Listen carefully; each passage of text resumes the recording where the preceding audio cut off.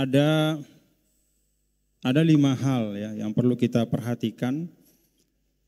Yang kalau ada 1 dari 5 hal ini, apalagi lebih dari 1, apalagi semuanya, itu menunjukkan bahwa orang yang menyuarakannya itu memang memiliki pandangan yang ekstrim. Ya. Yang pertama adalah menyuarakan anti Pancasila dan mengkampanyekan ideologi transnasional. Gampang-gampangnya Pancasila harus dibubarkan, kita ganti dengan sistem khilafah. Dia lupa sekali lagi bahwa khilafah itu bukan sesuatu yang sifatnya aqdi, bukan sesuatu yang sifatnya minal usul, tapi minal furu', dan itu tarikhi, murtabit bit tarikh. Sesuatu yang sangat terkait sama sejarah, bukan merupakan doktrin yang harus dilaksanakan. Ya. Sehingga kalau kita hari ini berpancasila di Indonesia sebagai satu kesepakatan, maka validitasnya itu tidak kalah dengan kesepakatan berkhilafah pada masa Abbasiyah, pada masa Utsmaniyah, pada masa Umayyah dan seterusnya. Ya. Sama-sama valid. Itu valid pada zamannya. Dan ini adalah valid untuk kita sekarang karena merupakan kesepakatan kita semua yang diisi dengan hal-hal yang sangat sesuai ya dengan maqasidus syariah. Pancasila itu sangat sesuai dengan maqasidus syariah. Jadi itu yang pertama ya. Orang yang ingin membubarkan negara bangsa Indonesia ya, anti Pancasila, menganggap itu adalah sesuatu yang batil ya. Dan mengusung satu ideologi politik tertentu yang bertentangan dengan negara bangsa. Itu 1. Yang kedua, menganut faham takfiri. Jadi yang beda sama dia dikafirkan.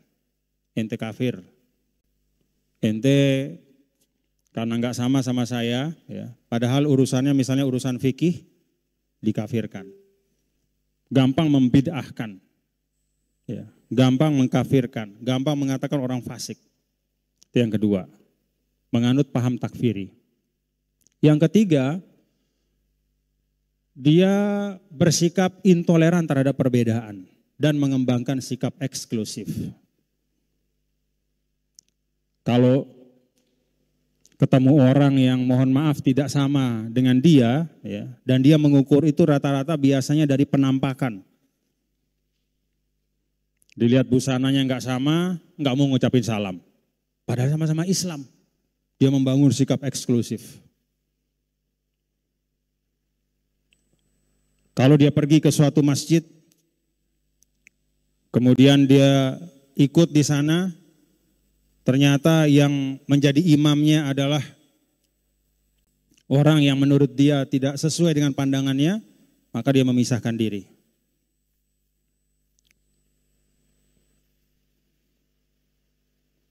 Dalam kehidupan sosial, dia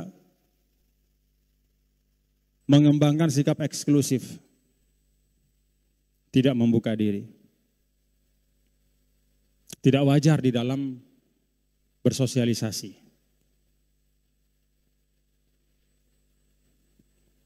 Itu yang ketiga.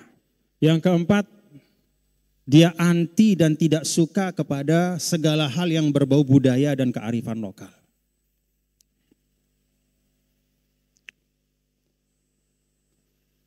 Padahal, mohon maaf, tembang-tembang bahasa Jawa ya, yang isinya pujian kepada Rasul, itu sama pahalanya dengan tembang bahasa Arab yang isinya pujian kepada Rasul. Gak ada lebihnya. Misalnya orang Arab bikin madah, ya, bikin pujian-pujian kepada Rasul. Lalu orang Jawa bikin dengan bahasa Jawa yang maknanya juga pujian kepada Rasul. Itu sama-sama, nilainya sama. Yang satu-satunya yang bahasa Arab yang beda nilainya dengan yang bukan bahasa Arab adalah Al-Quran. Karena Al-Quran itu dalam definisinya al-muta'abbad bitilawati.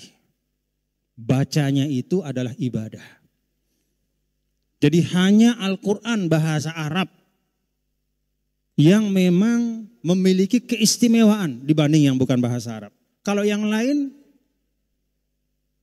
belum tentu. Misalnya Ananda belajar kitab bahasa Arab tentang Islam, lalu membaca kitab buku tulisannya Profesor Abad Badruzzaman, sama-sama nilainya ibadah. Ananda berdoa misalnya, dengan bahasa Jawa, dengan bahasa Indonesia, insya Allah juga kalau ikhlas dikabulkan. Jadi kearifan-kearifan lokal ya, yang tercermin dalam bahasa, dalam budaya berpakaian ya. Orang pakai jubah sama orang pakai sarung. Lebih mulia mana di mata Allah? Nih saya tanya, orang pakai sarung sama orang berjubah, lebih mulia mana di mata Allah? Yang gak ada kaitannya sama jubah sama.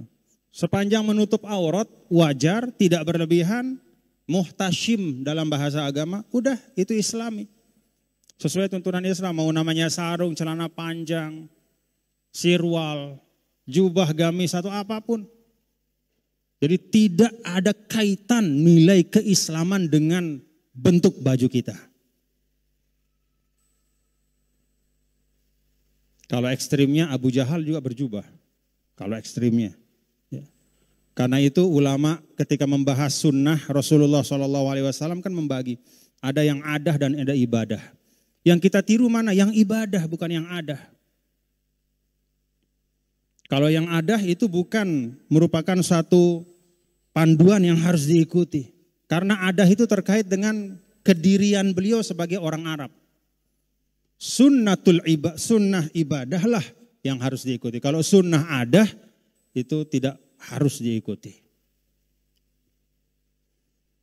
Nah jadi artinya apa? Kearifan dan budaya lokal itu justru merupakan metode dakwah yang sangat efektif untuk masyarakat-masyarakat di seluruh dunia termasuk di Indonesia. Kalau budaya dan kearifan lokal ditinggalkan, kering kita sebagai umat beragama. Nah jadi ciri mereka itu yang keempat adalah, yang keempat apa yang ketiga tuh? Yang pertama anti Pancasila dan mempromosikan ideologi transnasional khilafah. Yang kedua menganut paham takfiri. Yang ketiga bersikap eksklusif dan intoleran. Ya.